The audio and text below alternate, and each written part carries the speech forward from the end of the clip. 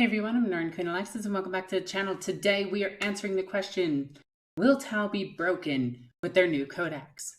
Short answer is going to be no. Long answer is going to be complicated. But it might also be yes. That's how this is going to work. Anyway, Tau have had an interesting history in Warhammer 40k. If you remember when they first came out, they were pretty decent. Then the edition changed to 5th edition, and they were kind of okay. Then 6th edition came along and they became god tier with Taudar. 7th edition brought them some really powerful weapons. 8th edition nerfed them into the ground and made them virtually unplayable. And now we're in 9th edition. So Xenos factions in Warhammer 40k have always been that army that is either ridiculously good or bad. It's a very mixed bag with their armies. Like, for instance, Eldar. Eldar, every single time they tweak them just a little bit, they go from bad, unplayable to god tier 0 killing tournaments. And it is very silly, to be honest. But Tau have some new weapons coming out. Some of those being those railguns that are absolutely terrifying, that people are saying that you're going to see 3 in a list. Personally, I'd like to see 4 in a list with Tank Commander, Long Strike, I almost said Pass, and 3 for support. I think that could be very fun. Will it be really effective? That widely depends on their opponent. Against Orc Buggy lists, it would be pretty good, but Orc Buggy lists have been nerfed. So against a tank-heavy faction like Imperial Guard or Space Marine Dreadnoughts, it would be super efficient. But against other factions that are swarming infantry, it might not be as good, as it can only kill 2 Marines a turn. So it widely depends on what type of army you're fighting. Personally, I don't see it as an overpowered weapon. It is a weapon that'll one-shot a tank, but for the most part, they've done that ever since their inception. So yeah, it's a powerful weapon, no question, but is it game-breaking? Not really. But then let's see if I can get this name right. The KV-128 Stormsurge's weapons got released today. And my hair will not stay out of my face, which is fun. And people are already panicking about this. And I say panicking because I'm one of those people. Because when I saw this thing, I thought it was really, really, really powerful. But it is a super heavy detachment. So you do need to spend some command points to bring it in. Does it make back for its firepower? It is not as cheap as the Hammerhead, in my opinion. Well, actually, not even in my opinion. It's not as cheap as the Hammerhead. The Hammerhead currently is 140 points. More than likely, will probably go up to about 200 to 220. If they're really generous, it'll be a 250 tank. But I kind of doubt it. I think it's going to stay around 225 in terms of points, and then it's going to need its upgrades. The KV X25 Stormsurge on the X28 Stormsurge on the other hand has a plethora of weapons. This thing has smart missiles, it has guided missiles, it has rockets, it has a giant shotgun, it has fusion weapons. This thing brings the entire might of an Imperial Knight with Titan weapons. So we get to see what the Pulse Blast Cannon, dumb names are dumb, can do. And this thing is at a focus shot, 24 inches, heavy 2, strength 16, AP -4, 12 damage. That's kind of intense.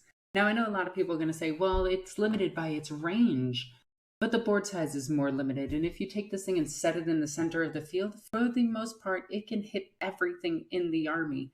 It can also move and fire, which is another thing that it's going to be kind of scary. The other shot is the Dispersed shot, which is 48-inch range, which is heavy 6, strength 12, AP -2, damage 4. This is the one you're going to see taken more often because more shots at a high strength is going to kill more things.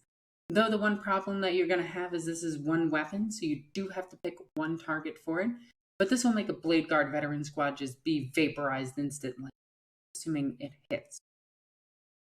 One of the major weaknesses of the Tau is their ballistic skill of 4+. And with the average table in 9th edition having 1 forest in it, it means that anything behind that is going to be hitting on a 5+. And yes, they can mitigate this with marker lights and getting rerolls of 1s. And the hammerheads have built-in rerolls, but it only brings it up by percentages and not a guarantee. I think the hammerhead has a 45% chance shooting through a forest to actually kill its target, which a 45% chance is very, very, very, very high. And if not, it's going to deal a lot of damage to its target, but that target might live, and the retaliatory fire to a hammerhead will destroy it. Especially if you're going up against something like Marines or Drukhari, where they can just speed in with rapid fire melta-guns or outflank or deep strike behind them with rapid fire melta-guns or rapidly deployed melta weapons.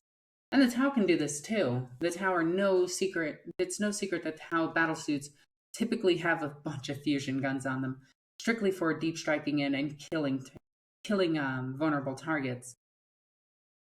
But the big three that you're going to, actually I'd say the big four that they're going to be going up against is going to be Space Marines for obvious reasons.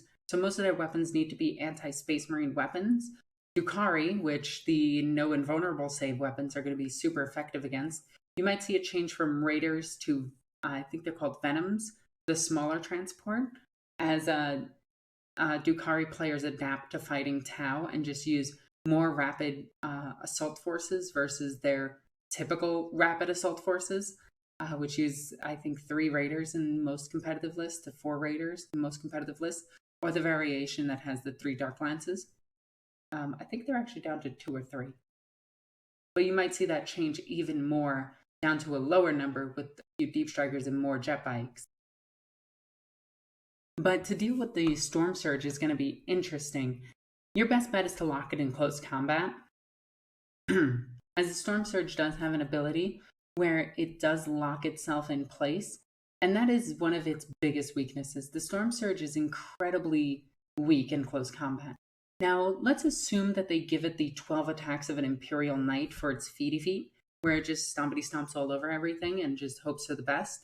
It's still going to be hitting on 4s or 5s in close combat. And if you have a -1 to hit, which a lot of armies do, they're not going to be reliably hitting you, and you might take just a bit of damage just staying in close combat with it, which will eventually allow your melee superiority to kill the thing outright. So, do I think that the Stormsurge is going to be game-changing? Not really. I see Orcs, Space Marines, Drukhari, and Sisters of Battle easily handling this thing in melee, if not just by their shooting alone, depending on who goes first. Orcs have a shit ton of shooting, Space Marines have a shit ton of shooting, Drukhari have some of the nastiest shooting, and Sisters can pump out some reliable mortal wounds to compensate for the low damage weapons that they have aside from multi-meltas.